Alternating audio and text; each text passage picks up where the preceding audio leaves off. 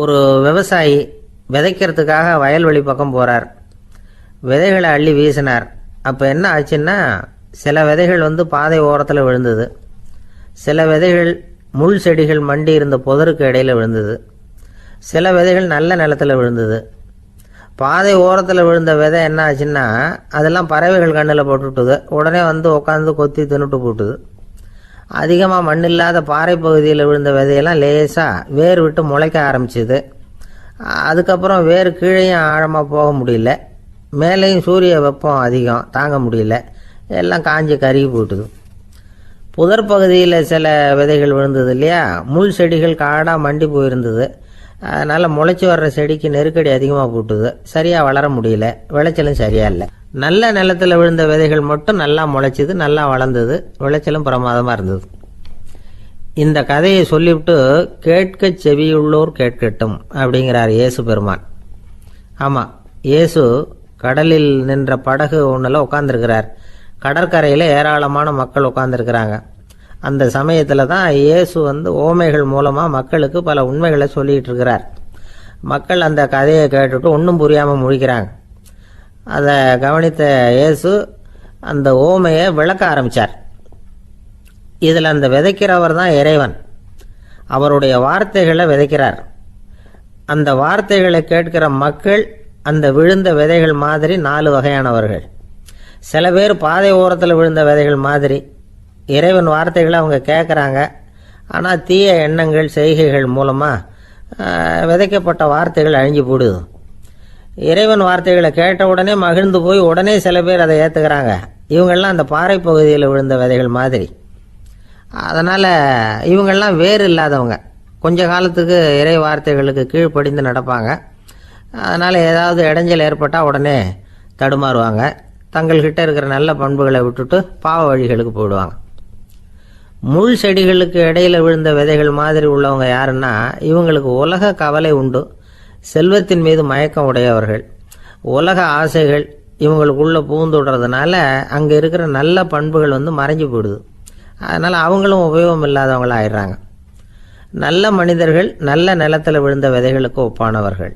இவங்க இறை வார்த்தையை கேட்குறாங்க, அதை ஏற்றுக்கிறாங்க, அவங்களும் நல்லபடியாக வாழுறாங்க, அடுத்தவங்களுக்கும் உபயோகமாக இருப்பாங்க. இதுதான் இயேசு சொன்ன விளக்கம். நல்ல வார்த்தைகளை கேளுங்கள், நல்ல வார்த்தைகளை ஏற்றுக்கொள்ளுங்கள், அடுத்தவங்களுக்கு உபயோகமாக இருங்க. இதுதான் பெரியவங்கள்லாம் நமக்கு சொல்லுகிற உபதேசம். ஒரு அப்பா தன்னுடைய மகனுக்கு உபதேசம் பண்ணார். இதை பாருப்பா, நல்ல வார்த்தைகளை கேட்கணும், எப்போதுமே மகன் அப்பா பேச்சை கேட்கறது நல்லது அப்படின்னாராம். நீ ஏதாவது ஒரு தப்பு பண்ணால் என் தலையில் ஒரு முடி நரைச்சி வெள்ளையாக போடும்பா, நீ செய்கிற ஒவ்வொரு தப்புக்கும் என் தலையில் ஒவ்வொரு முடி வெள்ளையாயிடும் அப்படின்னாராம். பையன் யோசிச்சான், அப்பா இப்போ தான் எனக்கு புரியுது, தாத்தாவோட தலைமுடி பூராவும் வெள்ளையாக இருக்கிறதுக்கு என்ன காரணம்ங்கிறது எனக்கு இப்போ தான் புரியுது அப்படின்னானா. ஒரு ராஜா இருந்தார். நாடு பூராவும் நிறைய மரங்களை நட்டு வளர்க்கணுங்கிறது அவரோட ஆசை. தானே அதுக்கு முன்மாதிரியாக இருக்கணும்னு நினைச்சார். அரண்மனையை சுற்றி மரங்களை நட்டு வளர்த்தார். இதை பார்த்துட்டு ஜனங்களும் அவங்கவுங்க வீட்டை சுற்றி மரக்கன்றுகளை நட்டு வளர்த்தாங்க. கொஞ்ச காலத்தில் ஊர் பூரா பசுமையாக மாறிச்சு. எல்லாருக்கும் சந்தோஷமாக இருந்தது. இது ஒரு பக்கம் இருக்கட்டும், இப்போ நான் சொல்ல போகிற கதை வேற. அதாவது, அந்த ராஜா ஒரு நாள் தன்னுடைய அரண்மனையை சுற்றி இருக்கிற விதவிதமான மரங்களை எல்லாம் போய் பார்த்தார். எப்படி இருக்கிறீங்க அப்படின்னு ஒவ்வொரு மரத்துக்கிட்டையும் விசாரிச்சாராம். எந்த மரமும் சந்தோஷமாக இருக்கிறதா தெரியல. அதுக்கும் மனசில் ஒரு குறை. முதல்ல ஆலமரத்துக்கிட்ட போனார். அது சொல்லிச்சு, மண்ணா, நான் நல்லா பெருசாக வளர்ந்துருக்கிறேன், அடர்த்தியாக இருக்கிறேன், கிளையெல்லாம் 4 பக்கமும் நல்லா படர்ந்து தான் இருக்குது, இருந்தாலும் எந்த பிரயோஜனமும் இருக்கிறதா தெரியல எனக்கு. என்னுடைய பழம்லாம் ரொம்ப சின்னதாக இருக்குது, என் கண்ணுக்கு சரியாக புறப்பட மாட்டேங்குது. நான் இருக்கிற சைஸுக்கு என்னுடைய கிளையில் இருக்கிற பழம்லாம் எவ்வளவு பெருசாக இருக்கணும், அது இத்தினூண்டு இருக்கிறது எனக்கு பெரிய அவமானமாக இருக்குது. இப்படி இங்கே நின்றுக்கிட்டு இருக்கிறதே ரொம்ப கூச்சமாக இருக்குது. ஒரு நல்ல புயல் வந்ததுன்னா பேசாமல் சாஞ்சு விடலாமான்னு பார்க்குறேன் அப்படின்னு புலம்புது ஆலமரம். சரி இருக்கட்டும்னு நினச்சிக்கிட்டு ராஜா அடுத்தபடியாக ஒரு அத்தி மரத்துக்கிட்ட போனார். அதுவும் புலம்ப ஆரம்பிச்சுட்டுது. நான் கூட பெரிய மரம் தான், இல்லை இலையெல்லாம் அழகாக தான் இருக்குது, பழம் அழகாக இருக்குது, இருந்தாலும் உள்ள விஷயம் இல்லையே, அத்தி பழத்தை புட்டு பார்த்தா அத்தனையும் சொத்தை அப்படின்னு பழமொழியே உண்டாயிட்டுதே, இப்படி ஒரு கெட்ட பேரோட நான் இருக்கணுமா அப்படின்னு புலம்புது அது. சரி இது இருக்கட்டும் அப்படின்னு சொல்லி அடுத்தபடியாக வேப்ப மரத்துக்கிட்ட போனார். அது தன்னுடைய வேதனையை வெளியிட்டது. எனக்கு எவ்வளவோ மருத்துவ குணங்கள்லாம் இருக்கிறதா சொல்லிக்கிறாங்க, இருந்தாலும் என்ன பிரயோஜனம், என்னுடைய பழத்தை மனிதர்கள் யாரும் விரும்பி சாப்பிட்றது இல்லையே அப்படின்னுது. ராஜா அடுத்தாப்புல இருந்த ஒரு பனை மரத்துக்கிட்ட போனார். நான் நல்லா உயரமாக தான் வளர்ந்துருக்கிறேன், மற்ற மரங்கள்லாம் என்னை அண்ணாந்து தான் பார்க்கணும், இருந்தாலும் என்கிட்ட நிழலுக்காக யாரும் ஒதுங்கிறது இல்லையே அப்படின்னுது. என்ன இது எல்லா மரமும் இப்படி திருப்தி இல்லாமல் இருந்துகிட்டு இருக்குதே அப்படின்னு நினச்சிக்கிட்டே ராஜா அடுத்தபடியாக அங்கே இருந்த ஒரு பைன் மரத்துக்கிட்ட போனார். அழகாக உயரமாக பசுமையாக தான் இருந்தது, ஆனால் பழமோ பூவோ கிடையாது. அதை நினச்சா அது வருத்தப்பட்டுக்கிட்டு இருக்குது. ஓக் மரம் அது ஒன்று நின்றுட்டு இருந்தது. அது என்ன சொல்லிச்சுன்னா, இலை உதிர் காலத்தில் என் மேலே இருக்கிற எல்லா இலைகளும் உதிர்ந்து போடுது, முடி கொட்டின மனிதர்கள் மாதிரி மொட்டையாக நான் நிற்க வேண்டி இருக்குது, என்ன வாழ்க்கை இது அப்படின்னு சொல்லி அழுத்துக்கிட்டது. சரி புளிய மரம் என்ன சொல்லுது பார்ப்போம்னு அதுகிட்ட போனால், என்னுடைய நிழலில் யாருமே தங்க மாட்டாங்க, உடம்புக்கு சூடுன்னு ஒதுங்கி போயிடுவாங்க, அடிமரத்தை பார்த்தீங்கன்னா பட்டையெல்லாம் உறிஞ்சி பார்க்கறதுக்கே கேவலமாக இருப்பேன் அப்படின்னுது அது. முருங்கை மரம் என்ன சொல்லிச்சு தெரியுமா, என்னுடைய இலை காயெல்லாம் சாப்பிட்றவங்களுக்கு சத்து கொடுக்கறது வாசவம்தான், ஆனால் என் உடம்புல சத்தே கிடையாது, கொஞ்சம் வேகமாக காற்று அடிச்சதுன்னா முறிஞ்சி விழுந்துடுறேன், என்ன வாழ்க்கை இது அப்படின்னு சொல்லி அது வருத்தப்பட்டது. ராஜா யோசனை பண்ணார், என்ன இது மரங்கள் பூமியின் வரங்கள்னு சொல்கிறோம், மழை பெய்யறதுக்கு அதுதான் காரணம், பூமி செழிப்பாக இருக்கிறதுக்கும் அதுதான் காரணம், வீடு கட்டுறதுக்கு மரம், நாற்காலி செய்ய உபயோகப்படுத்துறதுக்கும் அதுதான் உபயோகப்படுது, மனுஷனுக்கு வேண்டிய ஆகாரங்களையும் கொடுக்குது, இப்படிலாம் இருந்தும் எல்லா மரமும் நிம்மதி இல்லாமல் இருந்துகிட்டு இருக்குதே அப்படின்னு நினைச்சார். அப்போ அங்கே இருந்த ஒரு மகிழ மரம் அவர் கண்ணில் பட்டுது. அந்த மரம் மட்டும் கொஞ்சம் நிம்மதியாக மகிழ்ச்சியாக இருக்கிறது மாதிரி தெரிஞ்சுது. உடனே ராஜா அதுகிட்ட போனார். உனக்கு மனசில் எதுவும் குறை இல்லையான்னு கேட்டார். இல்லை, நான் சந்தோஷமாக தான் இருக்கேன்னு அந்த மகிழ மரம். அப்படியான்னு ஆச்சரியமாக கேட்டார் ராஜா. ஆமாம் மன்னா, இந்த இடத்துல நீங்கள் ஒரு முருங்கை மரத்தையோ வேப்ப மரத்தையோ கூட நட்டிருக்கலாம், ஆனால் இந்த இடத்துல நடுறதுக்கு என்ன தேர்ந்தெடுத்துருக்குறீங்க, அதுவே எனக்கு பெருமை, அதுவே எனக்கு திருப்தி அப்படின்னு தான் மகிழ மரம். மகிழ மரம் சாதாரணமாக தான் இருக்கும், இளம் மஞ்சள் நிறத்தில் பூக்கள், அது காய்ந்தும் மனம் வீசும். மகிழ மரம் மாதிரி மன திருப்தியோடு வாழறதுக்கு நாம் கற்றுக்கணுமா. நாம் இந்த உலகத்தில் ஒரு நாயாவோ நரியாவோ கூட பிறந்திருக்கலாம், மனுஷனாக பிறந்திருக்கிறோம், அதுவே பெருமை தானே. இந்த நிறைவு தான் மகிழ்ச்சியின் ரகசியம். ஒரு பையன் அப்பா கிட்ட போய், அப்பா நீங்கள் இந்த உலகத்தில் ஒரு மனுஷனாக பிறந்தது என்னோட அதிர்ஷ்டம் நானா. ஏண்டா அப்படி சொல்கிறேன்னு இருக்கார் அப்பா. நீங்கள் ஒரு கரடியாக பிறந்திருந்தா இந்நேரம் நானும் ஒரு கரடி குட்டியாக தானே இருந்திருப்பேன் அப்படின்னு நானா பையன். ஒரு ஊரில் ஒரு ராஜா இருந்தார். அவர் ஒரு பூனை வளர்த்தார். ரொம்ப செல்லமாக அவர் அந்த பூனையை வளர்த்தார். அவர் என்ன பண்ணுவார் தெரியுமா, இரவு நேரத்தில் அந்த பூனையோட தலையில் ஒரு விளக்கை வச்சுருவார். அந்த பூனை ரொம்ப ஜாக்கிரதையாக அந்த விளக்கு கீழே விழுந்துடாமல் பார்த்துக்கும். தலையை ஆட்டாமல் ரொம்ப நிதானமாக ராஜா பின்னாடி நடந்து போய்கிட்டே இருக்கும். அந்த விளக்கு வெளிச்சத்தில் எல்லா வேலைகளையும் செஞ்சுருவார். கையில் ஒரு விளக்கை தனியாக எடுத்துகிட்டு போக வேண்டிய அவசியமே இல்லை. விளக்கை தூக்கிட்டு போகிற வேலையை அந்த பூனை பார்த்துக்கும். அதனால் ராஜாவுக்கு அந்த பூனை மேலே ரொம்ப பிரியம். மந்திரிகளையெல்லாம் கூப்பிட்டு அவங்கக்கிட்ட சொல்லுவார், பார்த்தீங்களா இந்த பூனை எவ்வளவு விசுவாசமாக நடக்குது, என் பேரில் எவ்வளவு மரியாதை பார்த்தீங்களா அதுக்கு அப்படிம்பார். இதை கேட்டுவிட்டு அங்கிருந்த அமைச்சர்களில் ஒருத்தர் சொன்னார், மன்னா நீங்கள் சொல்கிறது சரிதான், இருந்தாலும் இந்த பூனையோட விசுவாசத்தை நாம் கொஞ்சம் சோதித்து பார்க்க வேண்டியிருக்கு அப்படின்னாராம். சரி, உங்கள் ஆசையை ஏன் கெடுக்கணும், நல்லா சோதிச்சு பாருங்க அப்படின்னு சொல்லிவிட்டார் ராஜா. உடனே அந்த அமைச்சர் என்ன பண்ணார் தெரியுமா, எங்கேயோ புறப்பட்டு போனார். ஒரு 5-6 எலிகளை பிடிச்சிட்டு வந்தார். அரண்மனையில் ராஜா ஏதோ வேலை பார்த்துக்கிட்டு இருக்கிறாரு. பக்கத்தில் அந்த பூனை ரொம்ப பணிவாக நின்றுக்கிட்டு இருக்குது. அது தலையில் விளக்கு எரிஞ்சிக்கிட்டு இருக்கு. அமைச்சர் தான் பிடிச்சிட்டு வந்த எலிகளை அந்த பூனை பார்வையில் படுறது மாதிரி எதிரில் விட்டார். அந்த எலிகள்லாம் அங்கேயும் இங்கேயும் ஓட ஆரம்பிச்சுது. அதை பார்த்தது பூனை, அவ்வளவுதான்.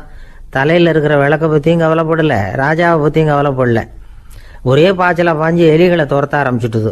தலையில் இருந்த விளக்கு எங்கேயோ போய் விழுந்தது, அணைஞ்சு போச்சு. இருட்டில் ராஜா தடுமாற ஆரம்பிச்சுட்டார். இந்த சமயத்தில் அந்த அமைச்சர் மறுபடியும் விளக்கை ஏற்றினார். வெளிச்சம் வந்தது. அதுக்கப்புறம் அந்த அமைச்சர் பேசினார், அரசே, பூனையோட விசுவாசத்தை பார்த்தீங்களா, எலி அது கண்ணில் படுற வரைக்கும் தான் விசுவாசமாக இருந்தது. அது மாதிரி எலியை பார்த்ததும் எல்லாத்தையும் விட்டுட்டு அதை துரத்த ஆரம்பிச்சுட்டு பார்த்தீங்களா. தான் அந்த பூனையை பற்றி நினச்சது தப்புங்கிறது அதுக்கப்புறம் தான் அந்த ராஜாவுக்கு புரிஞ்சுதான். சரி, இப்போ எதுக்கு இந்த கதையெல்லாம் அப்படிங்கிறீங்களா, இந்த பூனை மாதிரி தான் நம்ம மனசும். மனசை எவ்வளவு தான் பயிற்சி கொடுத்து பக்குவமாக வச்சுருந்தாலும் பார்க்குறதுக்கு பரமசாது மாதிரி தான் இருக்கும். பார்க்க வேண்டியதை பார்த்துட்டுதுன்னா பாஞ்சிரும். இந்த பூனை மாதிரி புலன் இன்ப பொருள்கள் கிட்டாத வரைக்கும் மனம் அடங்கி இருக்கிறது மாதிரி தான் தெரியும். கொஞ்சம் வாய்ப்பு கிடைச்சாலும் அது குதிக்க ஆரம்பிச்சிடும், தப்பு பண்ண ஆரம்பிச்சிடும். பெரிய பெரிய முனிவர்கள் வாழ்க்கையில் நடந்த வீழ்ச்சி இதை தான் நிரூபிக்குது. புலன்களின் ஆற்றல் அதிகம், அதனால மனக்கட்டுப்பாடு பயிற்சிகளில் ரொம்ப எச்சரிக்கையாக இருக்கணுங்கிறார் சுவாமி சிவானந்தர். மது பழக்கத்தையே விட்டுவிட்டேன்னு உறுதியாக இருப்பான். கடை கண்ணில் பட்டுவிட்டதுன்னா கால் அவனை கேட்காமலே இழுத்துக்கிட்டு உள்ளே போயிடும். இதுதான் மனசுங்கிறது. அதுதான் அந்த ராஜா வளர்த்த பூனை. நம்மால் ஒருத்தன் அந்த ராஜா பூனை தலையில் விளக்க வச்சது மாதிரி இவன் தன்னுடைய தலையிலேயே ஒரு விளக்கை ஏற்றி வச்சுக்கிட்டு என்னத்தையோ தேட ஆரம்பித்தான். தேடிக்கிட்டு இருக்கிறான். தலையை ஆட்டாமல் நிதானமாக நடந்து ரொம்ப நேரமாக தேடிட்டு இருக்கிறான். அந்த சமயம் அங்கே வந்த ஒருத்தர் என்னத்தை தேடுறீங்கன்னு கேட்டார். அதுதான் மறந்து போச்சு அப்படின்னு இழுத்தான். சரி, கொஞ்சம் இப்படி உட்காருங்க, ஞாபகம் வந்ததும் தேட ஆரம்பிக்கலாம் அப்படின்னார் அவர். இவன் கொஞ்ச நேரம் உட்காந்து யோசித்தான். அப்புறம் திடீர்னு எழுந்திரிச்சான். ஞாபகம் வந்துட்டுதுன்னா. என்னன்னு கேட்டார். எங்கள் வீட்டில் இருந்த விளக்கை எங்கே வச்சேன்னு தெரியல, அதை தான் தேடிக்கிட்டு இருக்கிறேன், ஏற்றி வைக்கலாம்னு பார்க்குறேன் அப்படின்னா. ஒரு கடைக்கு போனேன், 5 ரூபா பணத்தை எடுத்து கொடுத்தேன். ஒரு தினசரி பத்திரிகையை கேட்டேன். அவர் உடனே அங்கே அடுக்கி வச்சுருந்த பத்திரிகையில் ஒன்று எடுத்து என் கையில் கொடுத்தார். வாங்கிக்கிட்டேன். மீதி பணத்தை எடுத்தார். அதையும் என் கையில் கொடுக்கணும்ல, கொடுக்கல. எதிரில் இருந்த பலகையில் வச்சு எடுத்துக்க சொன்னார். எப்பவும் அவர் அப்படி தான் பண்ணுவார். நானும் எடுத்துக்கிட்டு வந்துடுவேன். இவர் ஏன் இப்படி பண்ணுறாருங்கிறது எனக்கு ரொம்ப நாளாக ஒரு சந்தேகம். ஒரு நாள் அவர்கிட்டயே இதை கேட்டுவிட்டேன். ஏங்க, நீங்கள் உங்கள் கடைக்கு வந்து பொருள்கள் வாங்குறவங்களுக்கு நீங்கள் பாக்கி சில்லறையை கொடுக்குறப்போ பலகையில் வச்சு விட்றீங்க, கையில் கொடுக்க மாட்டேங்கிறீங்களே, ஏன் அப்படின்னு கேட்டேன். காசை கையில் கொடுத்தா நம்மக்கிட்ட இருக்கிற லட்சுமி போயிடுவா சார் அப்படின்னார். அதாவது பணம் செலவாயிடும் அப்படின்னு அர்த்தமா. இன்னொரு நண்பர், அவர் ஒரு நாள் வழக்கத்துக்கு மாறாக ரொம்ப சோகமாக உட்காந்துருக்கிறார். ஏங்க என்னாச்சு, ஏன் இப்படி கப்பலே கவிழ்ந்தது மாதிரி உட்காந்துருக்குறீங்க அப்படின்னு கேட்டேன். கப்பலே கவிழ்ந்திருந்தா கூட நான் இப்படி கவலைப்பட மாட்டேன் சார், வேற ஒன்று நடந்து போச்சுன்னார். என்னன்னு கேட்டேன். என் உச்சந்தலையில் பல்லி ஒன்று விழுந்துட்டுதுன்னார். அதுக்காகவா இப்படி அப்படின்னு ஆச்சரியப்பட்டேன். ஆமாங்க, பல்லி உச்சந்தலையில் விழுந்தால் பலன் என்னன்னு பஞ்சாங்கத்தில் பார்த்தேன், மரணம்னு போட்டிருக்கு அப்படின்னு சொல்லிவிட்டு அவர் தொடர்ந்து கவலைப்பட ஆரம்பிச்சிட்டார். இப்படியும் ஒருத்தர், என் கூட வேலை பார்க்குற ஒருத்தர் எப்படி தெரியுமா, தினமும் வலது காலை வச்சு தான் ஆஃபீஸுக்கு உள்ளே நுழைவார். என்னைக்காவது தவறுதலாக இடது காலை வச்சு உள்ளே வந்துட்டார்னா அன்னைக்கு பூரா மனசு சங்கடப்படுவார். எந்த வேலையும் சரியாக ஓடாது. கேரம் போர்டு ஆடுற ஒருத்தர் எப்போ ஆட உட்காந்தாலும் ஸ்ட்ரைக்கரை கை தவறி கீழே விழுற மாதிரி பண்ணி அதுக்கப்புறம் அதை எடுத்துக்கிட்டு ஆட உட்காருவார். ஏன்னா எப்போவோ ஒரு தடவை நிஜமாகவே அது கை தவறி கீழே விழுந்திருக்குது. அன்னைக்கு பிரமாதமாக ஜெயிச்சுட்டார். உடனே ஒரு முடிவுக்கு வந்துட்டார், கை தவறுனா லாபம் அப்படின்னு. அதுக்கப்புறம் அதையே பழக்கமாக்கிக்கிட்டார். பூனை குறுக்க போனால் சகுனம் சரியில்லைன்னு நினைக்கிறவங்க உண்டு.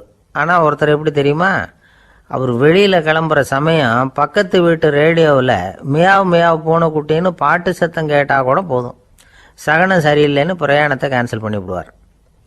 இப்போ இவ்வளவும் எதுக்கு சொல்கிறோம்னா, அளவுக்கு மீறின சகுன நம்பிக்கைகள் இருக்குது பாருங்க, இதோட பயமும் சேர்ந்துக்கிட்டதுன்னு வச்சுக்கோங்க, இது ஒருத்தருடைய மனநிலையை பாதிச்சிடும். இது உளவியல் நிபுணர்கள் சொல்கிற கருத்து.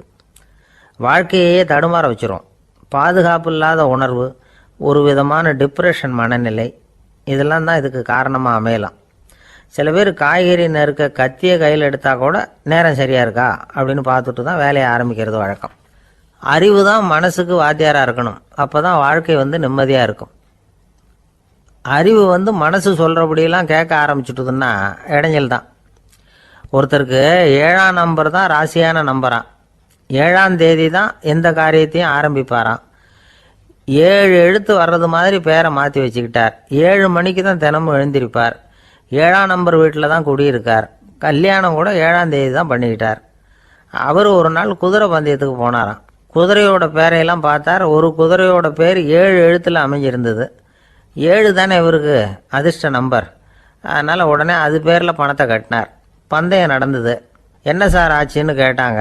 நான் பணம் கட்டின அந்த என்னோட குதிரை 7ஆவதாக சேர்ந்தது சார் அப்படின்னாராம் சோகமாக. துருக்மேனியாவில் அஷ்காபாத் அப்படின்னு ஒரு நகரத்தில் ஒரு புவியியல் விஞ்ஞானி இருந்தார். அவர் ஒரு நாய்க்குட்டி வளர்த்தார். ஒரு நாள் முன்னிரவு நேரம் ஒரு மேஜைக்கு முன்னாடி உட்காந்து அந்த விஞ்ஞானி ஏதோ கணக்கு போட்டுக்கிட்டு இருக்கிறார். அவருக்கு ஒரு சின்ன பெண் குழந்தை. அது தொட்டிலில் தூங்கிட்டு இருக்குது. அந்த நாய்க்குட்டியும் ஒரு மூலையில் படுத்து அது பாட்டுக்கு தூங்கிட்டு இருந்தது. ஒரே அமைதி. அந்த நேரத்தில் திடீர்னு அந்த நாய்க்குட்டி துள்ளி எழுந்திரிச்சிது. நேராக குழந்தைகிட்ட ஓடிச்சு. அந்த குழந்தைய அது போட்டிருந்த ட்ரெஸ்ஸோடு சேர்த்து கவ்வி தூக்குச்சு. தூக்கிக்கிட்டு வாசல் பக்கம் ஓடிச்சு. நாய்க்குட்டி குழந்தைய கவ்வி தூக்க முடியுமாங்கிற சந்தேகம் உங்களுக்கு இல்லையா? நீங்கள் நம்ம ஊர் நாய்க்குட்டியவே பார்த்து பழக்கப்பட்டிருக்கீங்க. அதனால் நம்புறதுக்கு சிரமமாக இருக்கும். அந்த ஊர்ல எல்லாம் அது ரொம்ப ஸ்ட்ராங்காக இருக்கும். ஒரு ஏதோ கண்ணுக்குட்டி மாதிரி இருக்கும். விஞ்ஞானி அதை பார்த்துட்டார். உடனே அந்த நாய்க்கு வெறி பிடிச்சிட்டுதுன்னு முடிவு பண்ணிட்டு தன்னோட கை துப்பாக்கியை எடுத்துக்கிட்டு ஓடி வந்தார். அவர் வெளியில் நாய்க்குட்டி எங்கே அப்படின்னு பார்த்து தேடுறார். அந்த நேரத்தில் அந்த வீடு இடிஞ்சு விழுது. காரணம் பூமி அதிர்ச்சி. இப்படி பூமி அதிர்ச்சி உண்டாக போகுதுங்கிறது அந்த நாய்க்குட்டிக்கு முன்னாடியே தெரிஞ்சு போச்சு. அதுதான் குழந்தைய தூக்கிட்டு வெளியில் ஓடி வந்திருக்குது. அது மூலமாக அந்த குடும்பத்தையே காப்பாற்றி இருக்குது அந்த நாய்க்குட்டி. இந்த சம்பவம் நடக்கிறதுக்கு 3 நாளைக்கு முன்னாடியே சில பிராணிகளுக்கு இப்படி நடக்க போகுதுங்கிறது தெரிஞ்சிருக்குதான். ஆமாம், அந்த நகரத்தில் 3 நாளைக்கு முன்னாடியே பாம்பு, பல்லி இதெல்லாம் அது தங்கியிருந்த வலையை விட்டு வெளியில் ஓடி வந்துட்டுது. அதே மாதிரி அங்கிருந்த புறாவெல்லாம் பறந்து போயிடுச்சான். இதே மாதிரி யுகோஸ்லோவியாவில் கூட ஒரு நகரம். அங்கே ஒரு நாள் ராத்திரி ஒரு மிருக காட்சி சாலையில் திடீர்னு ஒரு பெரிய கலவரம், கூச்சல், குழப்பம். அங்கே இருந்த கழுதை, புலி, யானை, பறவை எல்லாம் கண்ணாபின்னான்னு கத்த ஆரம்பிச்சுட்டுது. நீர் யானை அதுக்குன்னு போட்டிருந்த தடுப்பையே தாண்டி குதிச்சு வெளியில் வந்துட்டு தான்.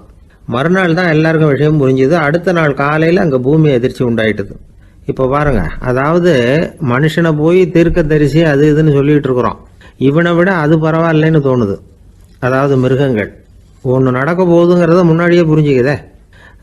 சரி, இதெல்லாம் எப்படி அது முன்கூட்டி புரிஞ்சுக்குது? அதுதான் படைப்பு ரகசியம். அதை கண்டுபிடிக்கிறதுக்கு தான் மனுஷன் ஆராய்ச்சி பண்ணிட்டு இருக்கிறான்.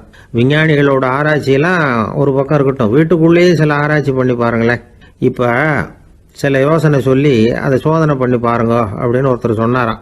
அதாவது இப்போ மழை வருமா வராதா அப்படின்னு தெரிஞ்சுக்கணுமா, உடனே ஒரு பூனைக்குட்டி பின்னாடியே மெதுவாக போய் அது என்ன செய்யுதுன்னு கவனித்து பார்க்கணும். பூனைக்குட்டி தன்னோட பாதத்தினால சுகத்தில் அப்படி கீறிக்கிட்டு இருக்கும். அப்படி கீறினா கண்டிப்பாக மழை வரும். சில சமயம் பூனைக்குட்டி அப்படி மல்லாந்து படுத்துக்கிட்டு பாதத்தை உயர தூக்கும், அப்படியும் புரளும். இப்படி செஞ்சதுன்னா அன்னைக்கும் மழை இருக்காது. அதனால முன்னாடி இருந்தது மழை வர்றதுக்கு அறிகுறி, இது மழை இல்லைங்கிறதுக்கு அறிகுறி. பறவைகள், பிராணிகள் இதுகளோட நடவடிக்கைகளை பார்த்துட்டு அதையெல்லாம் அடிப்படையாக வச்சு தான் காலநிலையை கண்டுபிடிக்கிற கருவிகளை கண்டுபிடிச்சிருக்கிறாங்க. வாத்து இருக்குல்ல, சில சமயம் தன்னோட அழகை தன்னோட இறகுகளில் அப்படியே புதைச்சிக்கும். அப்படி செஞ்சால் குளிர்காலம் வரப்போகுதுன்னு அர்த்தம். பருவநிலை குளிராக மாறப்போகுதுங்கிறதுக்கு இதுதான் அறிகுறி. சிட்டுக்குருவி இருக்குதுல்ல, அதெல்லாம் புழுதியில் உழுந்து புரளும். சிறகுகளை படபடன்னு அடிச்சுக்கும். அப்படி செஞ்சால் மழை வரப்போகுதுன்னு அர்த்தம். ஒன்று மட்டும் நாம் நல்லா தெரிஞ்சுக்கணும். இயற்கையின் சீற்றம்னு சொல்கிறோம் இல்லையா, இயற்கை ஏன் நம்ம மேலே கோவப்படுது? இயற்கையை நாம் அனுசரித்து போகிறதில்ல, அதனால் கோவப்படுது. காடுகளை அழிக்கப்படாது, விலங்குகளை கொல்லப்படாது, இயற்கை ஏற்படுத்தி வச்சிருக்கிற சமநிலையை கெடுக்கப்படாது. அதை புரிஞ்சுக்கிட்டு வாழ்ந்தோம்னா பூமியை நடுங்காது, நாமளும் நடுங்க வேண்டிய அவசியம் இருக்காது. ஒருத்தர் இருந்தார், சாராய கடைக்கு போனாராம், நிறைய சாப்பிட்டார். அப்புறம் சொன்னார், இது ரொம்ப அற்புதமான சரக்கு போல இருக்கு. உள்ளே போன உடனே இந்த பூமியே நடுங்கிறது மாதிரி இருக்கு எனக்கு அப்படின்னாராம். இதுக்கு கடைக்காரர் சொல்லியிருக்கார், நீங்கள் சாப்பிட்டது வெறும் பச்சை தண்ணி தாங்க, இப்போ ஏற்பட்டிருக்கிறது நிஜம் பூமி அதிர்ச்சி அப்படின்னாராம். இந்த உலகத்தில் நாம் நல்லபடியாக இருக்கணும்னா அதுக்கு முக்கியமாக தேவைப்படுறது 2. ஒன்று செல்வம், இன்னொன்று அறிவு. சரி, இது 2ல் சிறந்தது எது அப்படின்னு ஒரு கேள்வி கேட்டால் என்ன பதில் சொல்கிறது? இதே கேள்வியை ஹஸ்ரத் அலி அவர்கள்கிட்ட கேட்டாங்களாம். அவர் ஒரு பெரிய அறிஞர். கேள்வி கேட்டவங்களும் சாதாரண ஆட்கள் இல்லை, இவங்களும் அறிஞர்கள். ஒரு நாள் ஹஸ்ரத் அலி அவர்கள்கிட்ட 10 அறிஞர்கள் வந்தாங்களாம். ஐயா, நாங்கள் 10 பேரும் உங்ககிட்ட ஒரே கேள்வியை தான் கேட்க வந்திருக்கிறோம், ஆனால் எங்கள் 10 பேருக்கும் நீங்கள் தனித்தனியாக பதில் சொல்ல முடியுமா அப்படின்னு கேட்டிருக்காங்க. அதாவது அவங்க ஒரே கேள்விக்கு இவர்கிட்ட இருந்து 10 விதமான பதில் எதிர்பார்க்குறாங்க. சரி கேளுங்க, என்ன கேள்வி அப்படின்னார் அவர். அப்போ தான் அவங்க கேட்டாங்களாம், செல்வம், அறிவு இது 2ல் சிறந்தது எது? இதுதான் கேள்வி. ஹஸ்ரத் அலி என்ன பண்ணார் தெரியுமா? அவங்கள ஒவ்வொருத்தராக கூப்பிட்டார், ஒவ்வொரு விதமான பதிலை சொல்லி அனுப்புனார். முதல்ல ஒருத்தரை கூப்பிட்டார், சொன்னார், அறிவுங்கிறது தீர்க்கதரிசிகள், ஞானிகள், மகான்கள் இவங்களோட பரம்பரை சொத்து. ஆனால் செல்வம்ங்கிறது கொடுங்கோலரின் ஆயுதம், அதனால் அறிவு தான் சிறந்தது அப்படின்னார். 2வது ஆளை கூப்பிட்டார், உங்ககிட்ட செல்வம் இருந்தால் நீங்கள் தான் அதை காப்பாற்றணும். ஆனால் அறிவு உங்களை எப்பவும் காப்பாற்றும். ஆகவே அறிவு தான் சிறந்தது அப்படின்னார். மூணாவது ஆளை கூப்பிட்டார். செல்வந்தனுக்கு எப்போதும் விரோதிகள் அதிகம், ஆனால் அறிஞனுக்கு நண்பர்கள் அதிகம், அதனால் அறிவு தான் சிறந்ததுன்னார். அடுத்தவரை கூப்பிட்டார். செல்வம் அடுத்தவங்களுக்கு கொடுக்க கொடுக்க குறையும், ஆனால் கல்விங்கிறது அதிகரிச்சுக்கிட்டே வரும், கொடுக்கறதுனால குறையாது, அதனால் அறிவு தான் சிறந்ததுன்னார். இன்னொருத்தரை கூப்பிட்டார். அறிவுள்ளவன் எப்பவும் அதை அடுத்தவங்களுக்கு வாரி வழங்கிக்கிட்டே இருப்பான், அதனால் அவங்ககிட்ட தாராளத்தன்மை இருக்கும். ஆனால் செல்வந்தன்கிட்ட கஞ்சத்தனம் தான் இருக்கும், அதனால் அறிவு தான் சிறந்ததுன்னார். ஆறாவது நபரை கூப்பிட்டார். செல்வத்தை கள்வர்கள் திருடிட்டு போக முடியும், ஆனால் அறிவை அப்படி திருடிட்டு போக முடியாது அப்படின்னார். ஏழாவது நபரை கூப்பிட்டார். செல்வம் கால ஓட்டத்தில் அழிஞ்சிரும், ஆனால் அறிவை கால ஓட்டம் ஒன்றும் பண்ண முடியாது, ஆகவே அறிவே சிறந்ததுன்னார். எட்டாவது ஆளை கூப்பிட்டு சொன்னார். செல்வத்துக்கு எப்பவும் எல்லை உண்டு, நிறைவு உண்டு, அளவு உண்டு, கணக்கு உண்டு, ஆனால் அறிவுக்கு அப்படிப்பட்ட எல்லை எதுவும் கிடையாது, அதனால் அதுதான் சிறந்ததுன்னார். அடுத்தவனை கூப்பிட்டார். செல்வம் உள்ளத்தில் உள்ள ஒளியை போக்கிவிடும், இருட்டை உண்டாக்கிவிடும், விரிந்த மனப்பான்மையை குறுகலாக்கிவிடும். ஆனால் அறிவு அப்படி இல்லை, இருண்ட உள்ளத்தில் ஒளியை பாய்ச்சி அதை விசாலப்படுத்துது, அதுதான் சிறந்ததுன்னார். கடைசியாக 10வது நபரை கூப்பிட்டார். செல்வம் மனசில் செருக்கை உண்டாக்குது, ஆணவத்தை ஏற்படுத்துது, அதனால் நானே கடவுள்னு நினைக்கிற அளவுக்கு மனுஷனை தாழ்த்தி விடுது. ஆனால் அறிவு பணிவையும் பண்பாட்டையும் வளர்க்குது, அதனால் அறிவு தான் சிறந்ததுன்னார். ஆக இப்படி 10 பேருக்கும் 10 விதமாக பதில் சொன்னது மூலமாக ஹஸ்ரத் அலி அவர்கள் அறிவு தான் செல்வத்தை விட சிறந்தது அப்படிங்கிறதுக்கு 10 காரணங்களை சுட்டி காட்டியிருக்கார். அந்த அறிஞர் 10 பேர் கேட்ட ஒரே கேள்விக்கு 10 பதில் சொன்னார். நமக்கு வேண்டிய ஒருத்தர் 10 பேர் கேட்ட கேள்விக்கு ஒரே பதில் சொல்லி சமாளித்தார். கேள்வி என்ன தெரியுமா? என்கிட்ட வாங்கின கடனை எப்போயா திருப்பி கொடுக்க போற? இதுதான் அந்த 10 பேரும் கேட்ட ஒரே கேள்வி. இந்த மாதம் 26ஆம் தேதி தந்துடுறேன் அப்படிங்கிற ஒரே பதில் சொல்லி அவ்வளவு பேரையும் இவர் அனுப்பி வச்சுட்டாராம். எல்லாரும் போனதுக்கு அப்புறம் இவரை தனியாக கூப்பிட்டு கேட்டிருக்கிறாங்க. அது என்ன சார் கணக்கு, 26ஆம் தேதி அன்னைக்கு என்ன அதிசயம் நடக்க போகுது அப்படின்னு கேட்டிருக்காங்க. அதிசயம் அன்னைக்கு இல்லை, அதுக்கு முத நாளே நடக்க போகுதுன்னாராம். விவரமாக சொல்லுங்கன்னு இருக்காங்க. வேற ஒன்றும் இல்லைங்க, 26ஆம் தேதி தானே எல்லாரையும் வர சொல்லியிருக்கிறேன், அதுக்கு முத நாளே நான் புறப்பட்டு தலைமறைவாயிட போகிறேன் அப்படின்னாராம் ரொம்ப பெருமையா.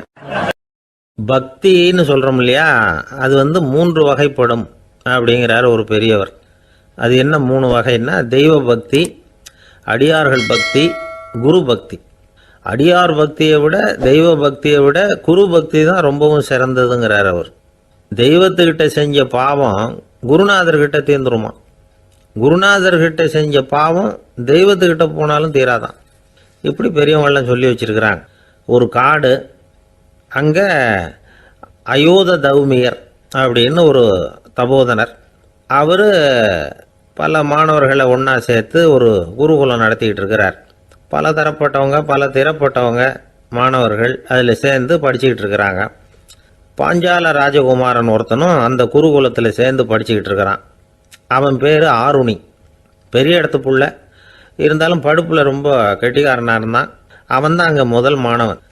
ஒரு நாள் குருநாதர் அந்த அரசகுமாரனை கூப்பிட்டார். நம்ம குருகுலத்துக்கு சொந்தமான வயலில் தண்ணீர் பெருகி வெள்ளம் பயிரை அழிக்குதான், அதனால் நீ போய் மடையை அடைச்சிட்டு வந்துரு அப்படின்னார். அந்த அரசகுமாரன் உடனே புறப்பட்டான். குருநாதர் சொல்லிட்டார்ல, உடனே புறப்பட்டான். நான் பெரிய இடத்து பிள்ளையாச்சே, ராஜகுமாரனாச்சே, ரொம்ப செல்வாக்கூட வளர்ந்தவனாச்சே, நான் போய் வயலில் இறங்கி வேலை செய்கிறதா அப்படின்னுலாம் அவன் நினைக்கல. குருநாதர் கட்டளையை நிறைவேற்ற வேண்டியது நம்ம கடமை அப்படின்னு நினச்சான். உடனே ஒரு மண்வெட்டியை தூக்கி தோளில் வச்சுக்கிட்டு புறப்பட்டு போயிட்டான். வயலுக்கு போனான். பார்த்தான், தண்ணி கரையை உடச்சிக்கிட்டு வயலுக்குள்ளே ஏகமாக பாஞ்சிக்கிட்டு இருக்குது.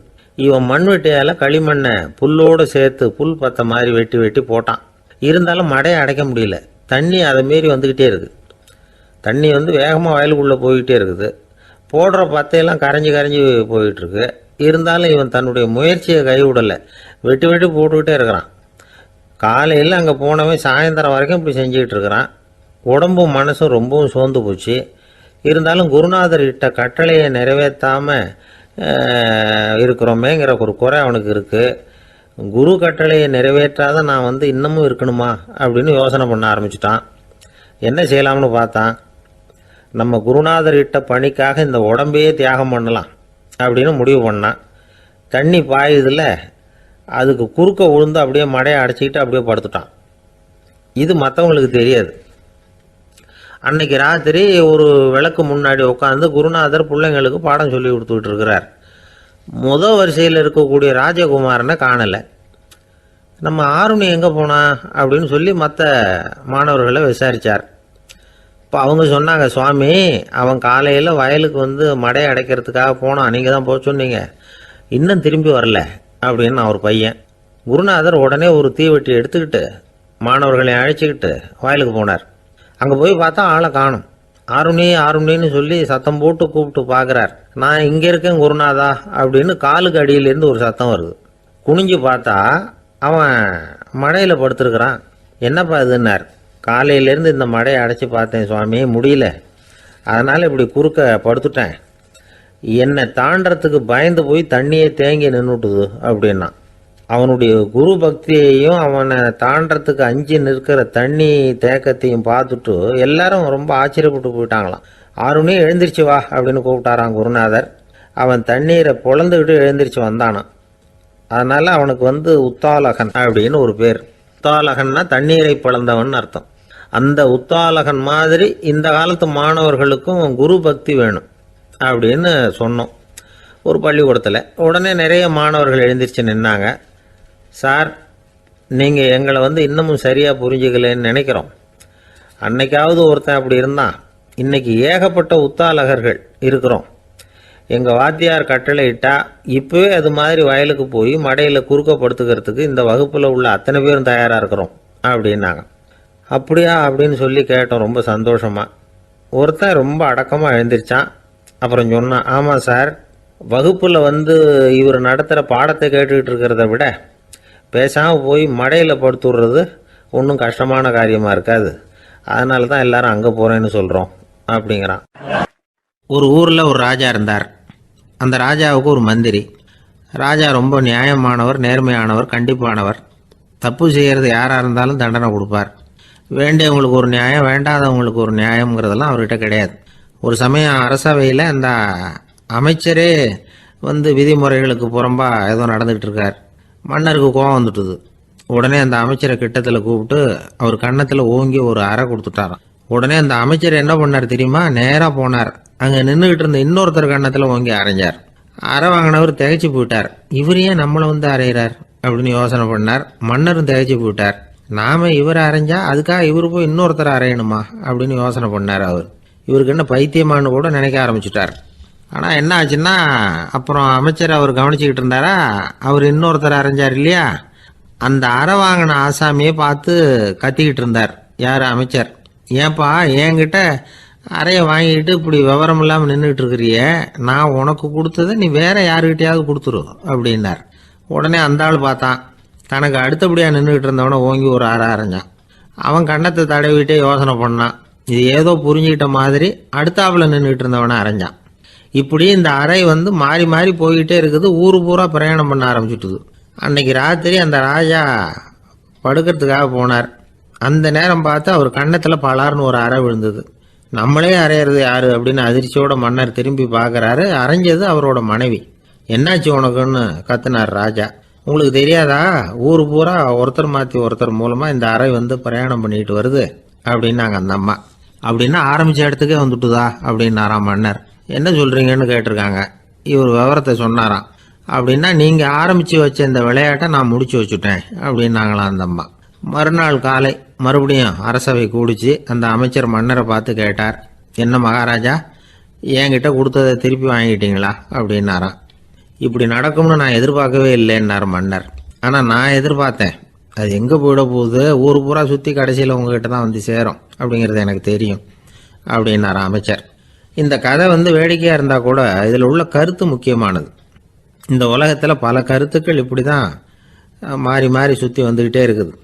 நம்மளும் ஒருத்தன் தன்னுடைய நண்பன் ஒருத்தனை கடத்தெருவில் பார்த்தான். உடனே ஓடி போய் பலார்னு ஒரு அறை கொடுத்தானா. அவன் கண்ணத்தை தடவிட்டு ஏன்டா என்ன அரைஞ்சேன்னு கேட்டிருக்கான்.